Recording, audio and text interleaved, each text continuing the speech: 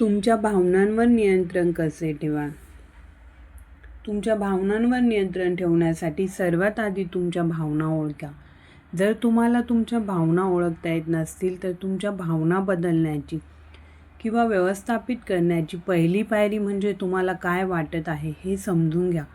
म्हणून जेव्हा तुम्हाला तीव्र भावना जाणवतील तेव्हा स्वतःला विचारा की तुम्हाला नेमके काय वाटत आहे. तुम्ही चिंता करत आहात का किंवा तुमचा राग अनावर झाला आहे का?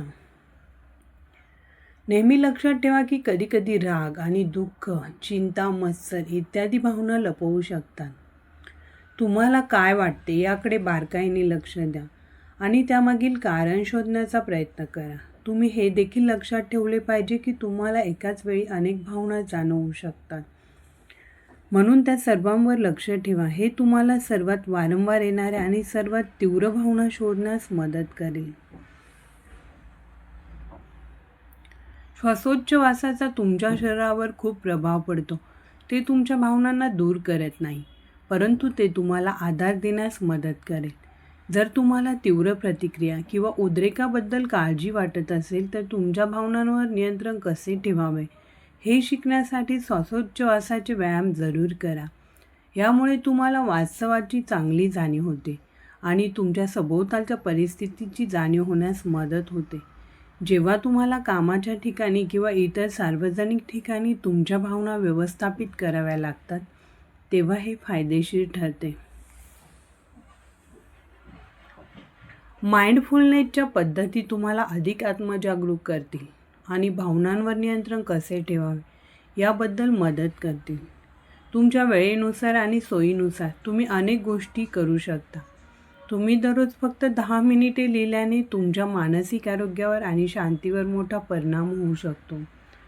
ते तुमचे सर्व विचार आणि भावना कागदावर लिहून ठेवते, जेणेकरून तुम्ही मागे वळून पाहू शकाल. ते एक ट्रॅकर म्हणून काम करते, जे तुम्हाला तुमच्या पुढील प्रवासावर लक्ष ठेवण्यास मदत करू शकते.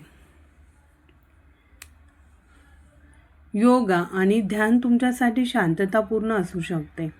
बहुतेक जबरदस्त भावना भविष्याबद्दल किंवा भूतकाळात घडलेल्या एखाद्या गोष्टीबद्दलच्या चिंतेतून येतात. भावनांवर नियंत्रण कसे ठेवावे हे शिकण्यासाठी कोणत्याही गोष्टीबद्दल विचार न करण्याचा प्रयत्न करा. तसेच नियमित ध्यान आणि योगा करा. एखादी गोष्ट करताना तुम्ही काय केले आणि तुम्हाला कसे वाटले यावर दररोज विचार करण्यासाठी वेळ काढा. तुम्ही अनुभवलेल्या कोणत्याही बदलांची किंवा तीव्र भावनांची आणि त्यामागील कारणे लक्षात घ्या, कारण ही पद्धत तुम्हाला भावनांवर अधिक प्रभावीपणे नियंत्रण कसे ठेवावे हे समजून घेण्यास मदत करू शकते.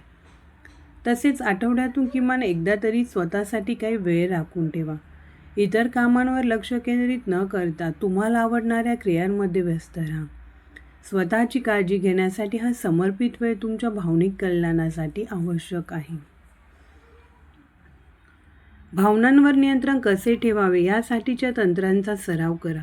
त्यामुळे तुम्हाला जीवनातील आव्हानांना अधिक स्पष्ट आणि लवचिकतेने हाताळता येईल.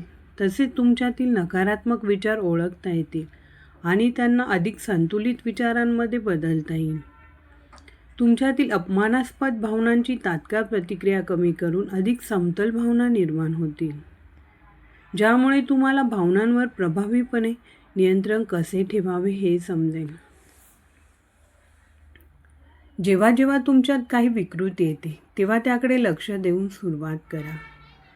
जर तुम्ही एखादे काम करण्यासाठी जात असाल आणि तुमचे विचार अपयशाकडे वळले तर ते जीवनात अपयशात रूपांतरित होते. ही एक विकृती आहे आणि त्याकडे लक्ष देऊ नये. तुमच्या भावनांचे अशा प्रकारे मूल्यांकन करा.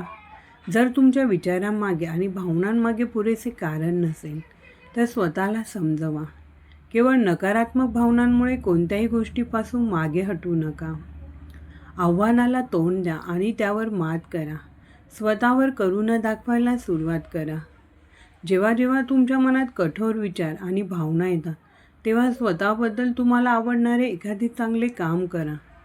तुम्ही केलेल्या चांगल्या कामाबद्दल कोणीतरी तुमची प्रशंसा केली असेल, त्याबद्दल विचार करा.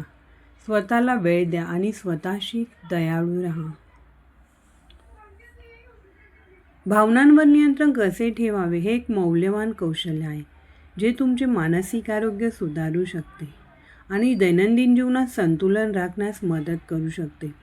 योगा, रोजचा व्यायाम, तुमची दिनचर्या यांसारखी शारीरिक व्यायाम तुमच्या भावना आणि आरोग्याचे नियमन करण्यास मदत करू शकतात.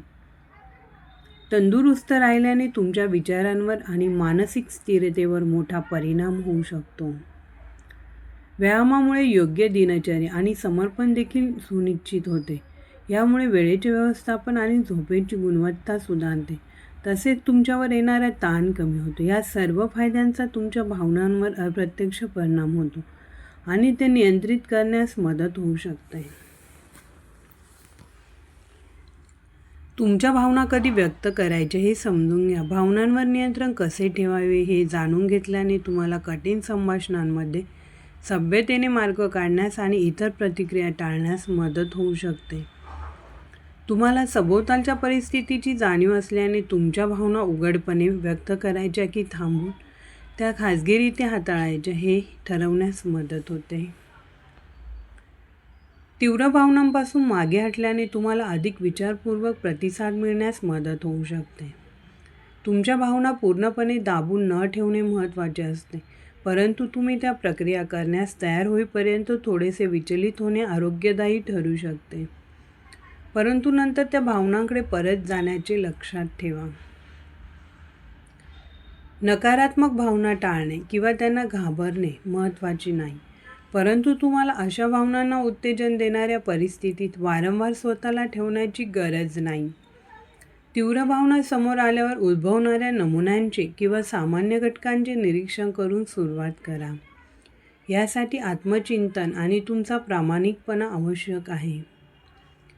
तीव्र भावना बहुतेक वेळा तुमच्या खोल असुरक्षिततेतून उद्भवतात. विशेषतः ज्या भावना तुम्ही लपवता. तुमच्या आजूबाजूला काय घडत आहे आणि त्यामुळे उद्भवणाऱ्या कोणत्याही भूतकाळातील अनुभवांकडे लक्ष द्या. एकदा तुम्ही हे ओळखायला शिकल्यानंतर तुम्ही इतके शक्तिशाली का आहेत हे समजून घेऊ शकता आणि त्यांचा प्रभाव कमी करण्याचे मार्ग शोधू शकता. तुमच्या भावना या परिस्थितींवरील तुमच्या प्रतिक्रियांचा एक नैसर्गिक आणि सामान्य भाग आहेत. राग किंवा भीती वाटल्यावर स्वतःवर टीका करण्याऐवजी तुमच्या भावनिक प्रतिक्रिया वैध आहेत हे मान्य करा. प्रचंड ताणतणावाचा सामना करताना भावनांवर नियंत्रण कसे ठेवावे हे जाणून घेतल्याने लक्ष केंद्रित करण्यास आणि शांत राहण्यास मदत होते. भावना अनुभवणे ही एक मूलभूत मानवी प्रतिक्रिया आहे हे समजून घ्या. स्वतःची काळजी घेण्याच्या योजना विकसित केल्याने तुम्हाला ताणतणाव व्यवस्थापित करण्यास आणि भावनिक दबाव टाळण्यास मदत होऊ शकते. तुमच्या मनाला, शरीराला आणि आत्म्याला पोषण देणाऱ्या क्रियाकलापांची ओळख करून सुरुवात करा. यामध्ये संतुलित आहार, पुरेशी झोप आणि तुम्हाला आवडणाऱ्या छंदांमध्ये सहभागी होणे समाविष्ट असू शकते. यामुळे मनाला शांत होण्यास वाव मिळतो, ज्यामुळे तुम्हाला भावनांवर नियंत्रण कसे ठेवावे हे शिकण्यास मदत होते. तुमच्या भावनांचे व्यवस्थापन करणे आव्हानात्मक असू शकते आणि त्यासाठी उच्च पातळीची आत्मजागरूकता आवश्यक असते. जेव्हा तुम्ही संघर्ष करत असता तेव्हा भावनांचे नियमन करण्याची तुमची क्षमता अनेकदा कमी होते. अशा वेळी एखाद्या चांगल्या व्यक्तीची मदत घ्या, ज्यामुळे तुमचे मानसिक संतुलन राखण्यास मदत होईल. तसेच चांगले भावनिक नियमन कौशल्य विकसित करण्यास मार्गदर्शन मिळेल. असे केल्याने तुम्हाला भावनांचे अधिक प्रभावीपणे व्यवस्थापन कसे करावे हे शिकण्यास मदत होईल. जेव्हा तुम्ही खूप ताणतणावात असता तेव्हा भावनांचे नियमन करणे कठीण होऊ शकते.